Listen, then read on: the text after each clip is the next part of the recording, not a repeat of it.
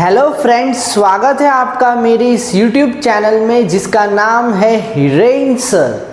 आज हम डिस्कस करने वाले हैं जर्नल प्रॉपर के अंदर सेकंड टाइप ऑफ एंट्रीज और उसका नाम है क्लोजिंग एंट्रीज।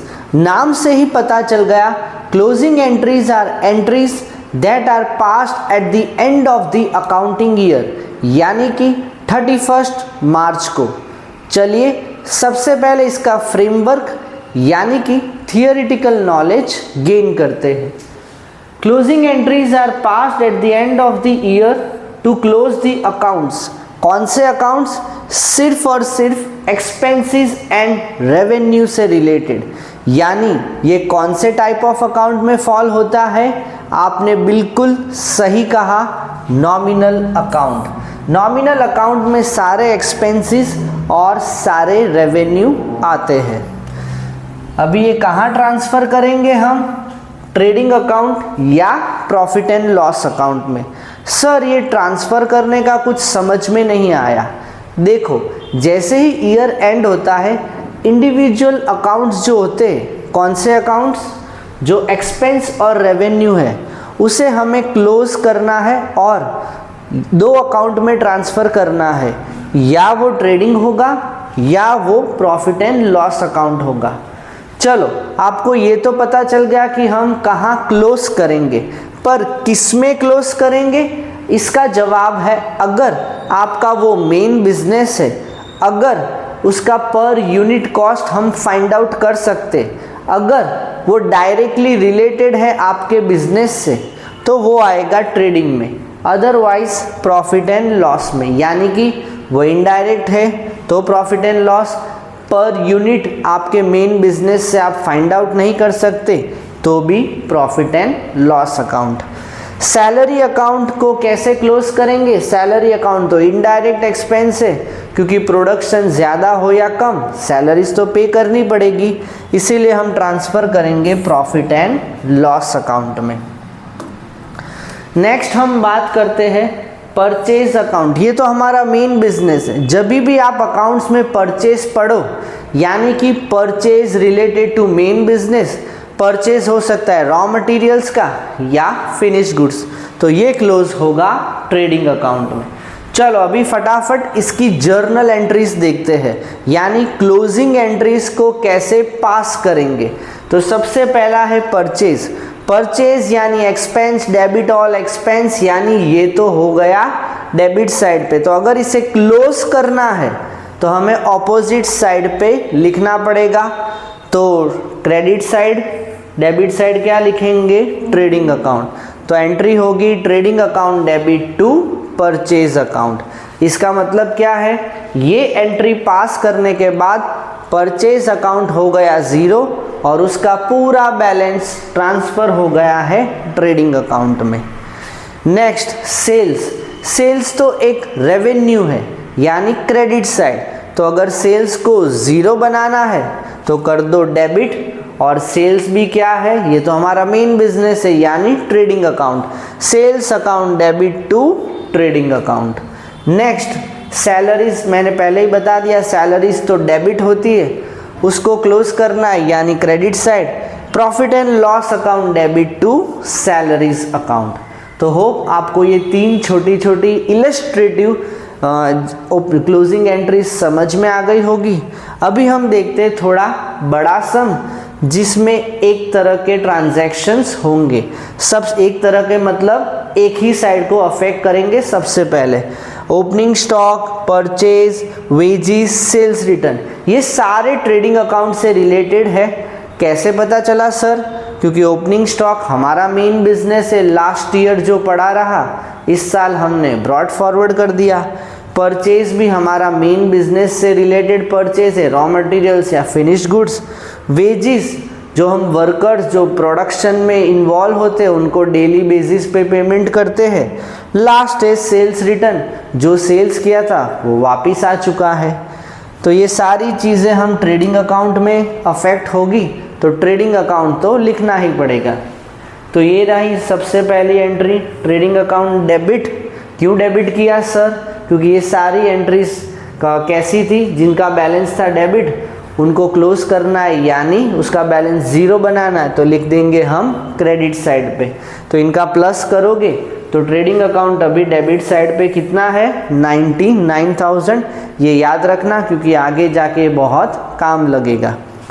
तो लास्ट में आपको नरेशन लिखना है, बीइंग करके आप ओन वर्ड्स में लिख दो कि being account transfer to trading account. क्यों? क्योंकि आगे जाके हमें ग्रॉस प्रॉफिट ढूंढना है। चलो नेक्स्ट हम बात करेंगे सेल्स, परचेज रिटर्न और क्लोजिंग स्टॉक। ये सारी चीज़ें ट्रेडिंग अकाउंट के क्रेडिट साइड आती है, तो इसके अगर इसे क्लोज करना है तो इसे डेबिट करना पड़ेगा। तो ये रहा sales, purchase return, closing stock to trading account. तो यानी ट्रेडिंग अकाउंट अभी कितना है क्रेडिट साइड पे 1,30,000, डेबिट साइड पे कितना था 99,000। तो यानी क्रेडिट साइड बड़ी है। जब भी क्रेडिट साइड बड़ी होती है डेबिट साइड से, प्रॉफिट होगा। तो trading account debit to profit and loss account, यानी जितना भी प्रॉफिट था ग्रॉस प्रॉफिट वो हमने किस में ट्रांसफ़र कर दिया, ट्रेडिंग से हमने ट्रांसफ़र कर दिया प्रॉफिट एंड लॉस अकाउंट में। सर थोड़ा फास्ट जा रहा है, जितना भी मैं समझा रहा हूँ अभी धीरे धीरे समझते जाओ, डॉट को कनेक्ट करो, क्योंकि आगे जाके हम फाइनल अकाउंट्स में पूरा डिटेल में A to Z सीखने वाले ट्रेडिंग, प्रॉफिट एंड लॉस। फिलहाल आप इतना याद रखो, ट्रेडिंग का जो भी प्रॉफिट है उसे ग्रॉस प्रॉफिट कहते हैं और उसे आगे हम ट्रांसफ़र करेंगे प्रॉफिट एंड लॉस अकाउंट में। नेक्स्ट अभी बात करते हैं प्रॉफिट एंड लॉस अकाउंट की। Salaries, carriage outward, rent, insurance, discount allowed, electricity, interest, ये तो सारे ही डेबिट बैलेंसेस, यानी ये तो सारे एक्सपेंस है। तो इसको अगर क्लोज करना है तो क्या करेंगे, हम क्रेडिट साइड लिखेंगे। तो ये रहा salaries, carriage outward, rent, insurance, discount allowed और इलेक्ट्रिसिटी, इसको लिख दिया हमने क्रेडिट साइड पे। और प्रॉफिट एंड लॉस अकाउंट लिखेंगे डेबिट साइड, यानी ये सारे बैलेंसेस हो गए ज़ीरो। कहाँ ट्रांसफ़र हो गए, प्रॉफिट एंड लॉस अकाउंट में। याद रखना ये सारे एक्सपेंसेस है, इससे profit and loss account shrink यानी कम हो जाएगा। और इंटरेस्ट को भी भूलना मत। अभी हम बात करते हैं ऐसी चीज़ें जो प्रॉफिट एंड लॉस अकाउंट को बढ़ाएगी, डिस्काउंट और कमीशन। क्योंकि ये क्रेडिट साइड है, इसको ज़ीरो बनाना है तो debit side. Discount, commission to profit and loss 6,800। तो यानी हमारे पास ट्रेडिंग से भी कुछ आया था, हमारे पास ये भी है, इन दोनों को प्लस कर दो तो आपका आंसर क्या आएगा 31,000 प्लस 6,800 यानी 37,800। सर सब कुछ कंफ्यूज हो रहे, कोई टेंशन मत लो, यहाँ पे मैंने समरी बनाई है। तो ये रहा 37,800। कैसे आया, तो याद रखो ट्रेडिंग अकाउंट से हमें ग्रॉस प्रॉफिट 31,000 मिला, प्रॉफिट एंड लॉस की खुद की क्रेडिट आइटम्स थी 6,800, इसी की वजह से 37,800। और हमें सामने क्या करना है, हमें सामने प्रॉफिट एंड लॉस डेबिट थी उससे माइनस करना है। तो आप 37,800 को 28,000 से माइनस करेंगे तो आपको मिलेगा 9,800। तो ये रहा वो 9,800। सर ये 9,800 क्या है, याद रखो जब भी प्रॉफिट एंड लॉस से हमें प्रॉफिट होता है तो उसे नेट प्रॉफिट कहते हैं, ट्रेडिंग अकाउंट से जो प्रॉफिट होता है उसे ग्रॉस प्रॉफिट कहते हैं। अभी ट्रेडिंग अकाउंट के प्रॉफिट को हम ट्रांसफ़र करते हैं प्रॉफिट एंड लॉस में, प्रॉफिट एंड लॉस अकाउंट का जो प्रॉफिट होता है या लॉस होता है उसे ट्रांसफ़र करते हैं कैपिटल में, यानी हमारा कैपिटल बढ़ जाता है। तो आपको नीचे नरेशन भी लिखना है। आपका कन्फ्यूजन दूर करने के लिए मैंने एक छोटी सी समरी बनाई है। Trading account 99,000, trading account credit 1,30,000, यानी क्रेडिट तो बड़ा है यानी ये तो प्रॉफिट है। ट्रेडिंग से जो प्रॉफिट आता है उसे कहते हैं ग्रॉस प्रॉफिट। इसी तरह प्रॉफिट एंड लॉस डेबिट है 28,000, प्रॉफिट एंड लॉस क्रेडिट है 6,800, और ये जो ट्रेडिंग से आया 31,000 उसे भी ऐड करना पड़ेगा। तो यानी हमारा नेट प्रॉफिट हो गया 9,800। तो इसकी वजह से हमारा कैपिटल बड़ा है। ठीक है, तो होप आपको ये पूरा सम समझ में आ गया। चलो हर बार की तरह eight the end of the video हम रिवाइज करते कि हमने आज क्या क्या पढ़ा।